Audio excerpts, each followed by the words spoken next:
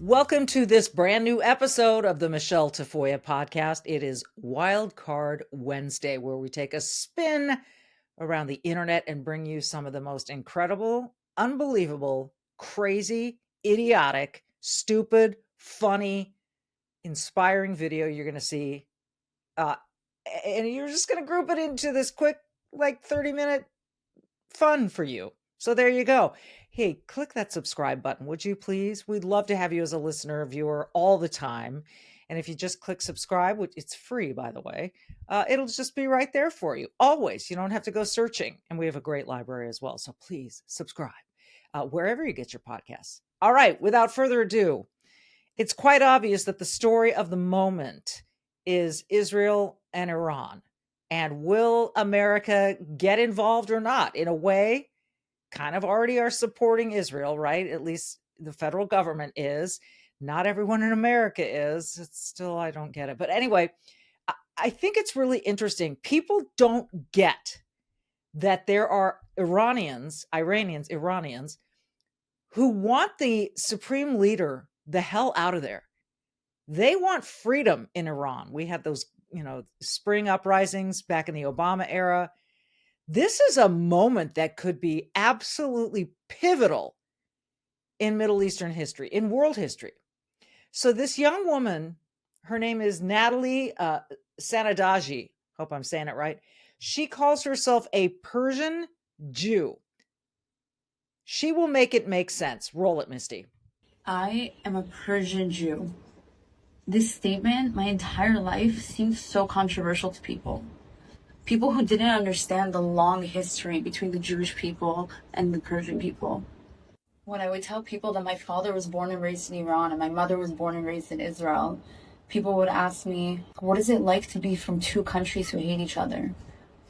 And I can't necessarily blame people for their past ignorance, but I can hope that through this war, through what's happening right now, people can finally understand and see the connection between the Iranian people and the Jewish people and the people of Israel. They can see that not only are we not enemies, but we actually have the same enemy, the Islamic regime of Iran. Pause it right there, Misty. Can you pause it? They share the same enemy. They share a common enemy. And I continue to see this, postings from Israel and from Iran of people saying, thank you, Netanyahu, for getting this started. Please free us from the jackboot of this theocratic dictator. Okay, so she goes on, and let's just listen to her finish to get a better understanding of what she's talking about. Well, I love my friends at besthotgrill.com, and they make the Solaire Infrared Grill, which is incredible. So declare your independence this July from the low heat, low power gas grills, which in the course of grilling events wear out every couple of years. Secure your rights to juicy steaks, succulent chicken, and moist fish, as well as healthy grilled veggies. Pursue grilling happiness with the purchase of a USA-made, hot, fast Solaire infrared gas grill. Solaire is perfect for today's busy lifestyle, securing its powers from the efficient direct heat of the Solaire infrared burner, which reaches 1,000 degrees in just 3 minutes to lock in the juices and flavors and grill food faster. All stainless steel and welded construction, it is self-evident that Solaire could be the last grill you will ever buy. Making grilling great again with Solaire Infrared Grills. Learn more about these amazing USA-made grills at besthotgrill.com. besthotgrill.com. besthotgrill.com. Okay, so she goes on, and let's just listen to her finish to get a better understanding of what she's talking about. October 7th, I took on another identity. I wasn't just a Persian Jew anymore. I was a Persian Jew and a survivor of the October 7th attacks. And I tried so hard to explain to the general public that this war did not start on October 7th, that this war wasn't actually between Israel and Palestine. It was much bigger than that. This war is between the IRGC and all of its proxies versus all Western civilization. But if there was one group of people that I didn't have to explain that to, it was the Iranian diaspora and the Iranians within Iran. They understood better than anyone what this war is really about. Because the Iranians have been living under this Islamic regime who has been killing their people for years. And they were my biggest supporters this entire year and a half that I've been speaking out. The majority of messages of love and support that I've received were from Iranians within Iran and the Iranian diaspora. I just hope that through what's happening right now, the rest of the world will open its eyes and they'll understand that this threat isn't just towards the Iranians in Iran. It's not just towards Israel. This threat is towards all Western civilization. And Israel is fighting this war for everybody. And there's one more message that I want to get out there, and this one isn't to the rest of the world. This one's to my fellow Iranians. I want you to know that as someone who's currently in Israel, someone who's been running in and out of bomb shelters for the past 2 days, I want you to know that I see you and I feel you. I feel your fear and I feel your pain. And I want you to know that we're in this together. And we're this much closer to a free Iran. From Tehran to Tel Aviv, we've all had enough. The IRGC must go. IRGC is basically the Iranian Guard Corps. It's the military. It's the jackboot that is that government, that dictatorial, authoritarian government. So she explains this so beautifully, and never before this last week have I heard so many messages, quote unquote, to the world. She is saying to the world, understand what this is. The war didn't start October 7th. And when people say free Palestine, what they seem to be forgetting is that Hamas is this core of power that Palestine put into power, that I think a lot of Palestinians would love to see gone, that is a proxy for Iran. By that, Iran. By that, I mean Iran feeds them the money and the supplies that they need to get this stuff done. They do it with the Houthis, Hamas, Hezbollah. Those three proxies are the ones that do all the dirty work for the IRGC. So here's this unbelievable opportunity to say, enough. This isn't just about Israel. As she said, it's about the entire Western world, Western civilization. France, Portugal, Spain, Canada, the United States, Iceland, all of us who live by Western norms. They want to see us gone. Remember, Israel's the little Satan, the United States is the big one. Here's another very different message from inside Israel, but this guy, he puts it in sort of a lighter frame. Let's just roll it, Misty. This is an important reminder to the world. I am speaking on behalf of 100% of Israelis, from the far left to the extreme right. Our goal is to live in our country and chill. No worries. We have no problem with the existence of Iran, Syria, Lebanon. We don't even have a problem with the Palestinians in Gaza. No. The problem only starts when someone wants to wipe us out, because it clashes with our desire to live. Sure, we have a land dispute with the Palestinians, but we are great at resolving disputes. We are a nation of lawyers. Okay? We know how to settle shit, no problem. But when you want to kill us and you say it out loud like a total lunatic, it's a bit difficult to have a conversation. And I won't lie to you guys. All these wars, it's exhausting and depressing. We hate it. I just want to watch the NBA finals. That's it. But we have no choice. Have a nice missile-free day and bring our hostages back, please. I just want to watch the NBA finals.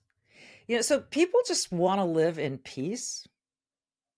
Protests and the stuff, peaceful protests are fine, but all of this rock throwing and burning and wars and people don't want that.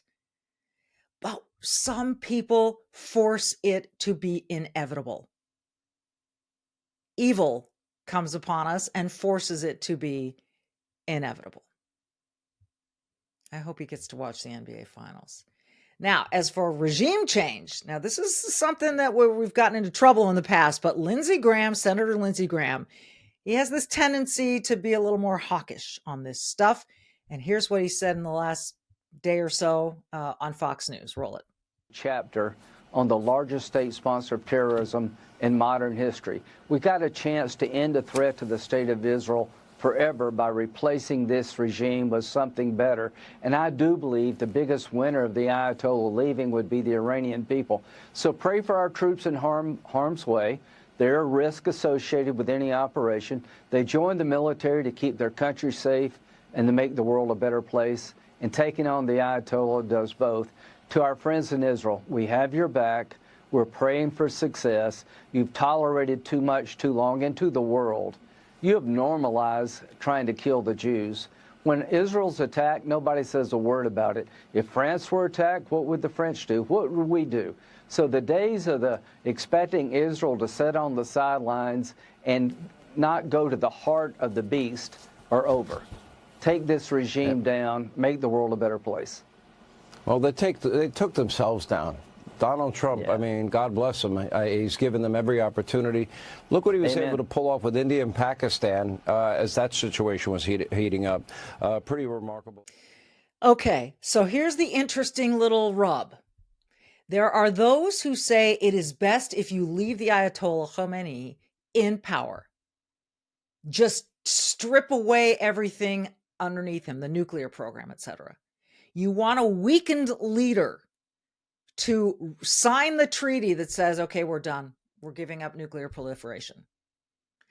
There are others, including John Fetterman, who is a strong friend to Israel, saying, take him out. We took out all these other leaders with pinpoint accuracy. Why don't you just take the Ayatollah out and get this over with? So it's really interesting. And we just have to, time will tell.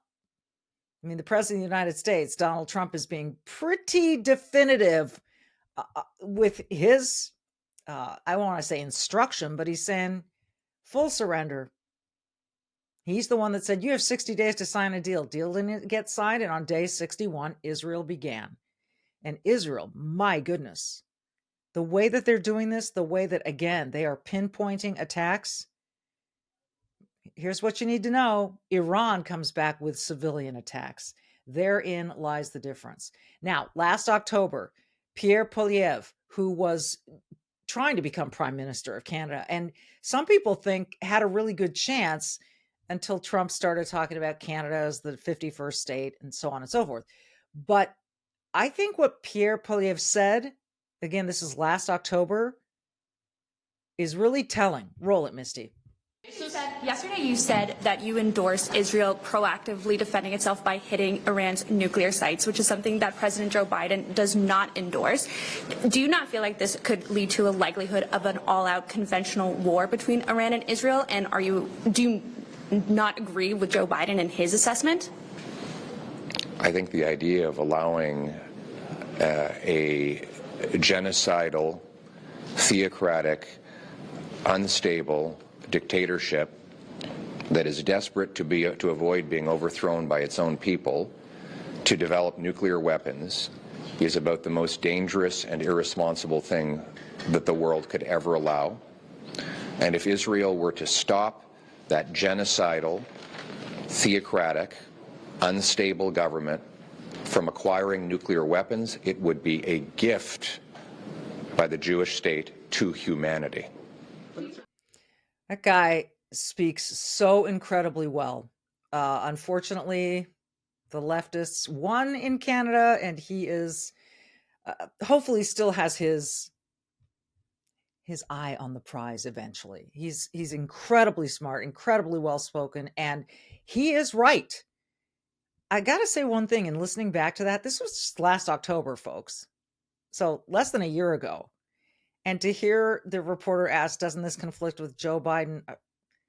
It's almost like I forgot Joe Biden was president. Well, Joe Biden forgot he was president, but it's almost as though that seems forever ago because there's been so much activity with this current administration, so much purpose, so much change. And this is part of it. Now, it's not great to see another war breaking out, particularly in the Middle East, anywhere. No one wants this. But Iran can't have a nuclear bomb. It's as simple as that. All right, here's another guy. When people say the Iranian diaspora, or Iranian, forgive me. I don't, tomato, but I don't want to offend anyone. The diaspora means that people from Iran who have now live in other places, particularly in Israel, but in other places. This guy was born and raised in Iran. Listen to his little story. Don't know if it's true, but take a listen. I'm at the gym minding my own business. This older white guy comes up to me, pointing to my shirt, and he said, let me talk to you real quick. So I walk over there. I'm like, what's up, man? He said, you shouldn't be wearing that shirt right now. You're going to offend a lot of people. I was like, who? Who am I going to offend? He said, immigrants. I started laughing. I'm like, I'm an immigrant. I support the president. He's like, no, you're not. I was like, yeah, born and raised in Iran, man. He gets all confused and he's like, well, how about the soldiers, military's being deployed to target protesters? I was like, I like law and order too. I like stores that are not looted. I like taxi cabs that are not burned. I don't know about you. I support him on that. And he's like, well, a lot of people in the military don't. They're speaking up. They're walking away. And I was like, well, guess what, man? I'm a veteran too. And the first thing they teach you in the military that you obey the chain of command. And guess who's at the top of that chain? It's the commander-in-chief, the president of the United States. So I told him this. If you are talking about immigrants, you're wrong. You're talking about illegal immigrants. I spent 3 years in a refugee camp in Turkey, waited my turn with no source of education, no source of income, because we knew what was on the other side. And when we got here, we didn't raise the Iranian flag. We raised the American flag and the Texas flag, and we still do today. So you're not talking about immigrants. You're talking about illegal immigrants, those people who invaded this country. And anybody in the military that have a problem with this, or like this guy, or those foreigners that are raising the foreign flag, you all are more than welcome to get the hell out and go find another place. All right. That's another viewpoint, right? And I'm going to show you even more. And this is a great way to transition from this story in the Middle East to what's been going on here in America in the last week or so with the No Kings Day and the military parade for the 250th birthday of the United States Army, which made sure we don't have kings. And we don't have kings. And all of the hyper reaction to these ICE raids and the protests everywhere and so on and so forth. Before we do that, and this next, you got to hear this next clip. This dude is tremendous. But before that, I got to talk to you about my friends at besthotgrill.com. They make the amazing Solaire Infrared gas grills. So declare your independence from the low heat, low powered gas grills, which in the course of grilling events, wear out every couple of years. Secure your rights to juicy steaks, succulent chicken, and moist fish, as well as healthy grilled veggies. Pursue grilling happiness with the purchase of a USA-made, hot, fast Solaire infrared gas grill. Solaire is perfect for today's busy lifestyle, securing its powers from the efficient direct heat of the Solaire infrared burner, which reaches 1,000 degrees in just 3 minutes to lock in the juices and flavors and grill food faster. All stainless steel and welded construction. It is self-evident that Solaire could be the last grill that you ever buy. Make grilling great again with Solaire Infrared Grills. Learn more about these amazing USA-made grills at besthotgrill.com. Besthotgrill.com. I have one. I know of which I speak. They have freed me from the monotony of typical grills. Besthotgrill.com. Besthotgrill.com. Okay, speaking of best, this is one of the best videos I've seen in a long time. And then I realized what I'm missing on TikTok. I'm still not on TikTok. Not going to do it. Wouldn't be prudent. Going to wait until I feel good about it. But this guy's on TikTok, and I'm glad I found him. Somebody posted his TikTok post on X. I'll just call him the dude in the car, and I love him. Roll it. No King's Day protests. Are y'all dead-ass blaming Donald Trump for being born? Donald Trump's birthday has been June 14th, all 79 years of his life. It just so happened that the Army's 250th anniversary is on the same day. We have the strongest military in the world. Americans, where is your pride?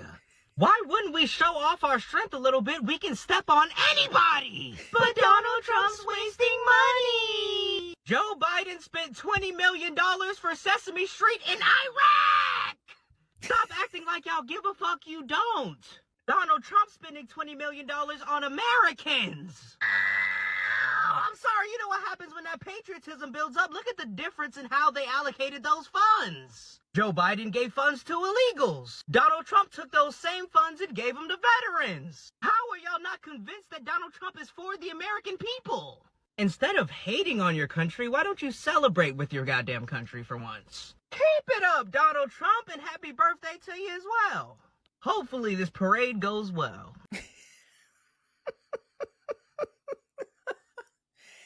I know I'm not the only one that's tickled by that. I know I'm not the only one laughing. I love this guy. I love him. I have fallen in love with him. Meanwhile, I have fallen out of love with someone I never even knew existed, Senator Padilla from California. He's the guy that barged into Kristi Noem's press conference, lunged at her, didn't have any ID on him, wasn't wearing his Senate pin. He's a relatively unknown senator. It's not like it was Fetterman or Lindsey Graham or Amy Klobuchar barging in. It was this guy. And he barged in and he starts lunging toward the podium, not asking a question, not waiting his turn to ask a question in the press conference, but interrupting the press conference. Now, as you know, people are getting killed over political matters. There have been 2 attempts, at least, on Donald Trump's life. We know about the Congresswoman, former speaker here in Minnesota, the representative, and her husband, and the attempts on the Minnesota state senator. We know about the attempt to burn down the house of the Pennsylvania governor, Josh Shapiro. With all of that, with all the political heat going on, I would have expected nothing less from the Secret Service than to take this guy down, who just started yelling and ranting in the middle of her opening statement. He was not there to ask a question. If he was, he would have waited till she opened it up to questions, which she did later in the thing. So it's just so silly. And now this guy's making the most of this political hay, and he's getting up on the Senate floor and crying and saying this. Let's roll it. I was forced to the ground. First on my knees, and then flat on my chest.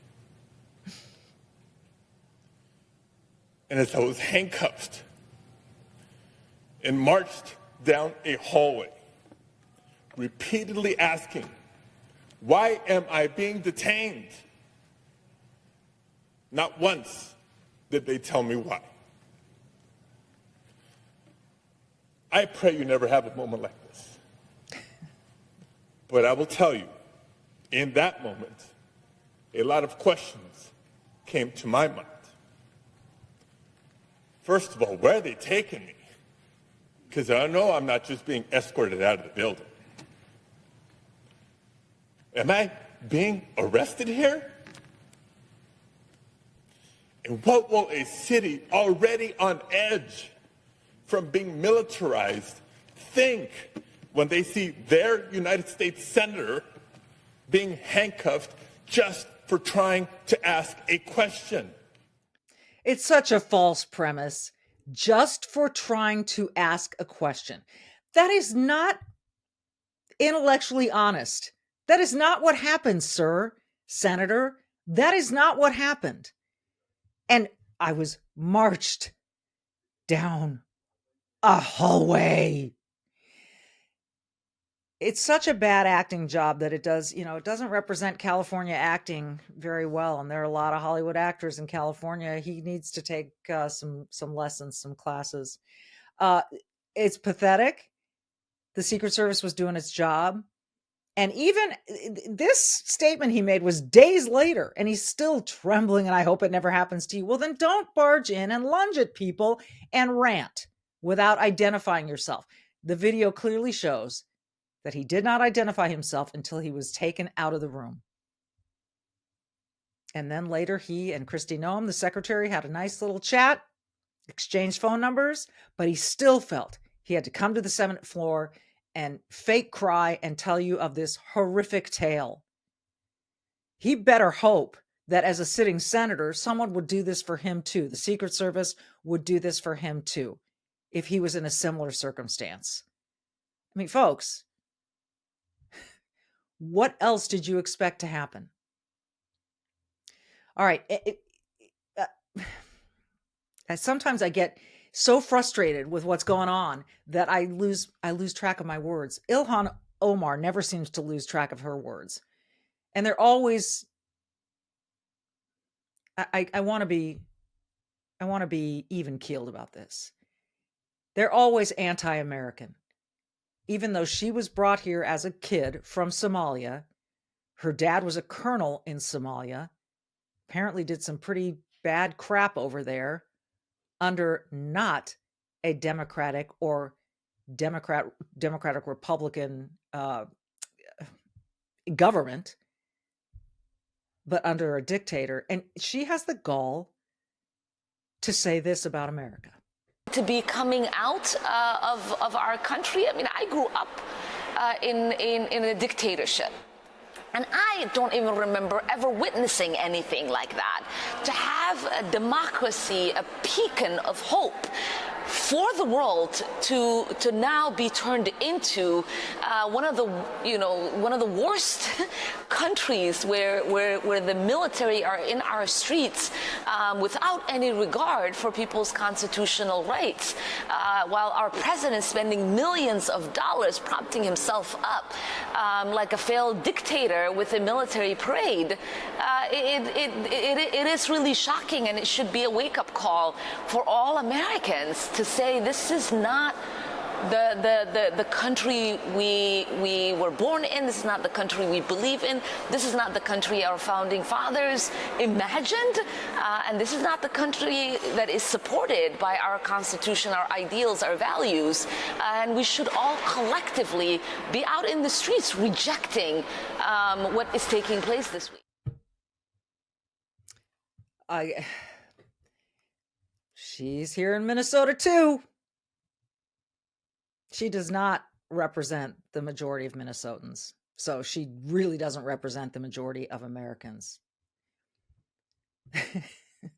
We'll go from that rant to this one of my favorite humans on the planet. No, Randi Weingarten, the president of the American Federation of Teachers. Now, she seems to get out in front of every cause except the cause for teachers and school kids.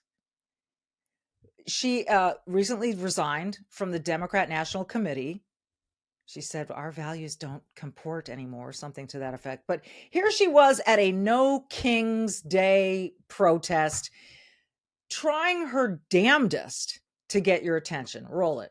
You are the community to this president's chaos. And together, we build a future of opportunity and justice for all.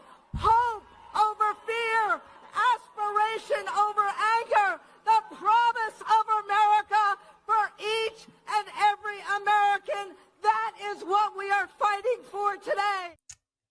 Do you think she was bouncing up and down like that so we could see her over the microphone, over the podium? Oh my, she will rant about anything except, hey, are our kids getting an education?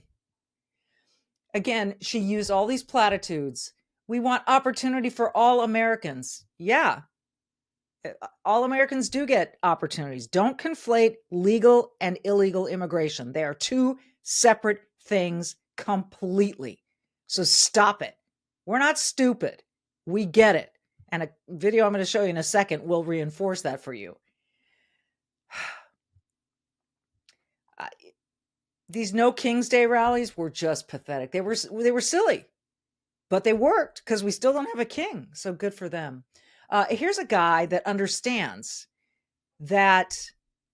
He makes a great case here. See, people want to say, oh, on this Father's Day, I'm thinking of all the children whose fathers were swooped up at work and taken to deportation centers. Now, look, we're not heartless people here.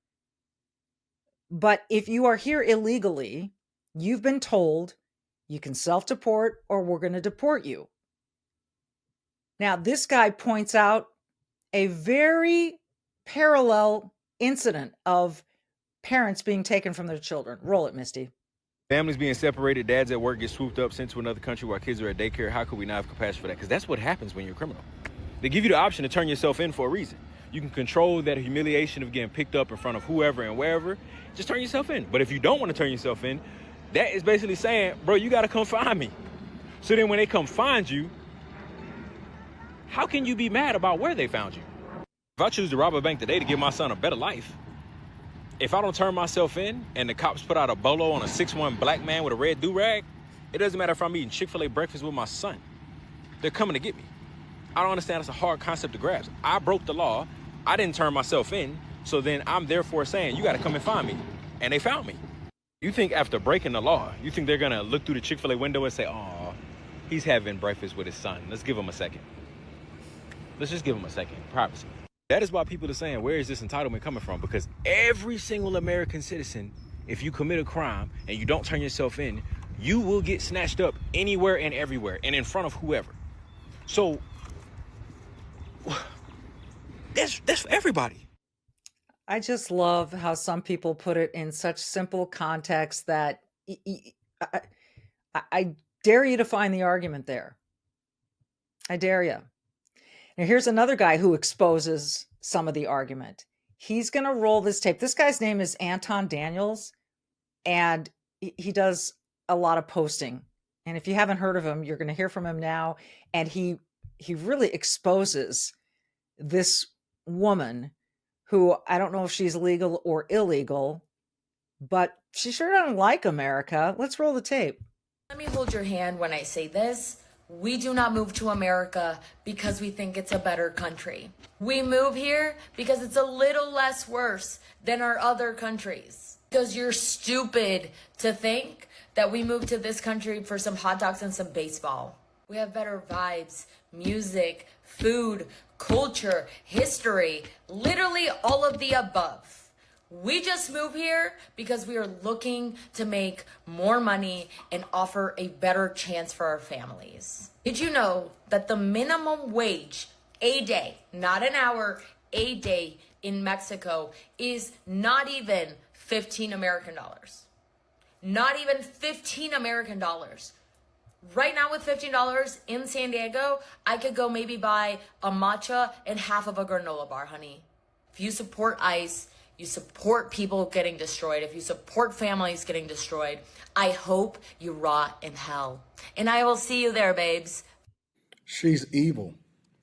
I hope y'all realizing, because when they're communicating this and when they jump on their phone and they start to have these conversations with y'all, they don't realize that they're actually telling on themselves and they're giving us reason to not support them. And more importantly, I want people to feel ashamed. I want people, black people that's out there protesting on behalf of women like this, white people that are out there protesting on behalf of women like this, other legal migrants that came over and love this country. They don't care about what we got going on over here. They don't care about our culture. They don't care about what our standards are. They are going to do what they want to do. And one of the reasons is because they truly, even though they come from a third world country, as far as I'm concerned, even though they come from a less than ideal environment, even though they come from a space that is actually horrible when it comes to the cartel and the culture and all of this stuff, they feel like they're better than you. They feel like they're better than us. They feel like they're better than America. They just look at us as an economic opportunity. They're not looking to contribute. They're not looking to figure out how it is that they can learn the language. They're not looking to adjust. She just out of her own mouth told you, listen, we don't really fuck with y'all like that. The only thing that we here for is money. And so she tried to cook as though she was like, yo, listen, it's not that we really need you. It's really that we taking advantage of you. And this is what we really think about your country. And so when y'all out there sympathizing and trying to figure out how you can accommodate these people, you don't know them. You don't know their intentions. You don't know where they come from. You don't know what their true desires are. And so culturally, they don't fuck with us. Okay, Anton Daniels. Okay. Yeah. She said, I hope you rot in hell and I'll see you there, honey. So I guess she expects to rot in hell too. Really, she lost me there. She lost me well into it. It's only a little less worse here. Yeah, you keep telling yourself that, honey. But he exposed her and I loved it. And then this woman exposed herself. I don't know who she is. But this is what is sickening about the people who are like, oh, pro-immigrants, illegal immigrants, keep them here. They want to work. They want to stay. They don't seem to want these people to advance. They seem to want them to just continue to do the dirty work for Americans, in this case, for a Californian. Listen to this beauty. Roll it. So I'm in my beautiful city, LA, and I have friends texting me like all morning. My gardener didn't show up. My housekeeper didn't show up. My farmer's market was closed. Everyone's scared. Well, this is not going to just happen in LA. And you 1%ers that only voted for Trump because of money? Guess what? You're going to have to do your own dishes or clean your own house or mow your own lawn. And that wonderful produce, the organic produce you get for your brunches? All gone. Yeah, you're going to actually have to do some work around your house. These people are important. These people are important because they do the dishes for the 1%ers. By the way, clearly she knows some 1%ers because right off the top, she said, my friends have called me and said the gardener didn't show up. The housekeeper didn't show up. So clearly her friends are paying these people or can afford to or whatever. But oh dear, we're going to have to do our own. Is that all she sees these human beings as? I don't. That's such a bizarre way to look at this situation. So really what you want is cheap labor. That's what you're looking for here, is cheap labor. It's not opportunity to advance as legal migrants tend to do when they come here. I don't know. It's pretty sickening. And on The View, can't leave without doing a little bit from The View. Arnold Schwarzenegger, one of the most well-known legal immigrants in American history. Well, in America now. Arnold Schwarzenegger, former governor of California, former superstar actor. He was on The View and they tried. They tried to tap into his status as an immigrant to side with them. You know where they stand on The View. But he turned the tables. Roll the tape. So if you are an immigrant, you're an immigrant in this country. Yeah. Did you have a visceral reaction to what they're doing, what ICE is doing when you see the videos of it? Well, I tell you, you said that the immigrant, I'm so proud and happy that I was impressed by the American people like that. I mean, imagine they came over here with the age of 21, with absolutely nothing. And then to create a career like that. I mean, in no other country in the world could you do that. Yeah. Every single thing, if it's my bodybuilding career, if it's my acting career, becoming governor, the beautiful family that I've created, all of this is because of America. That's true. And so this is why I'm so happy to see firsthand that this is the greatest country in the world, and this is the land of opportunity. And I think because I'm such a proud American and a proud immigrant that came to America, I was asked to do, on July 4th, a big speech, the keynote speech at Mount Vernon, where George Washington was laid to rest, and where he lived and all that, to celebrate the 250th anniversary of America, the existence of America. And I will be doing the speech there. They asked me because I'm an immigrant, and there will be 7,000 some people there, and there will be people that will be sworn in and will become citizens that day. That's great. So it's really a great, great celebration. And this is what this is all about, is to celebrate people becoming Americans and coming to America and all that. And so I just think the world of the great kind of history that we have with immigrants in America. But the key thing also is at the same time that we got to do things legal.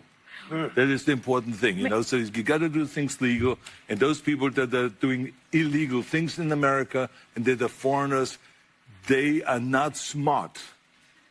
Because when you come to America, you're a guest. And you have to behave like a guest. Like when I go to someone's house and I'm a guest, then I will do everything I can to keep things clean and to make my bed and to do everything that is the right thing to do, rather than committing a crime or being abusive or something like that. So that doesn't really work in this country. So I think the important thing is when you become an immigrant, to think about, okay, I go to America because I want to use America for the great opportunities that America has in education, in jobs, creating a family, all of those kind of things. Then you have to think about, okay, if I get all of those things from America, then I have to give something back. You have a responsibility as an immigrant to give back to America and to pay back to America and to go and do something for your community for no money whatsoever. Give something back to after-school programs, Special Olympics, or whatever it is. Make this country a better place. Arnold, we cut off there before Whoopi got to say, don't forget. I don't know what she said. Did you see, by the way, Sonny Hostin reaching in? She wanted to interrupt him so much, but he wouldn't let her. I thought it was pretty masterful. Hopefully you watched that and didn't just listen to it. Those of you that listen may want to find it and watch it, because to watch Schwarzenegger deliver that is more impactful than just to hear the words. But yeah, not what they were expecting. And he pretty much quieted them down. You know what he was? He was courageous and he did some good. My motto is be brave, do good. And Schwarzenegger did that. Now I'm going to leave you with this note. It was Flag Day over the weekend, as you know, and the great Robin Williams, one of the most talented Americans to ever live, did a tribute to the American flag. I will leave you with this. I hope you'll listen. It's beautiful. It's touching. It's very Robin Williams. And I think it's a great way to end this Wildcard Wednesday.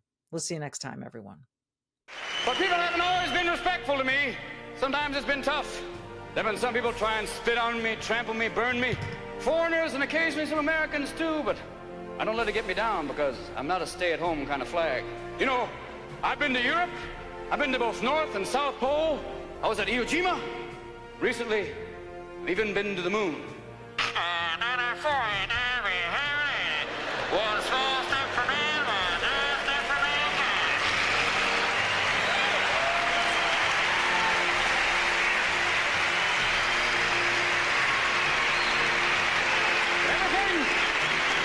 You see me in all sorts of different postures.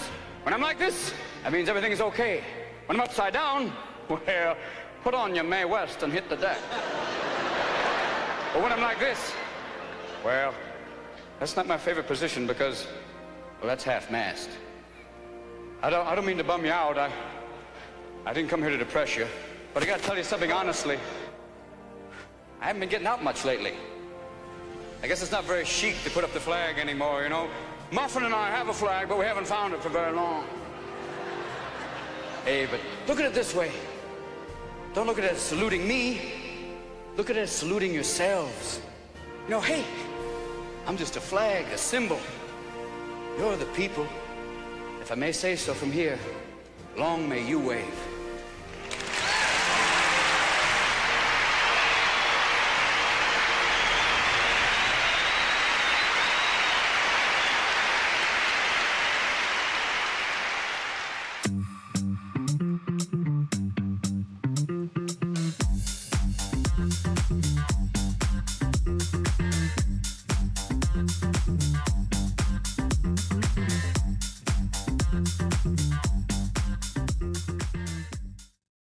Hey, you can keep up with the Trump administration when you subscribe to the Trump Report. It's an email that brings you daily highlights from the Oval Office right to your inbox 5 days a week. Subscribe today at SalemPodcastNetwork.com/Trump.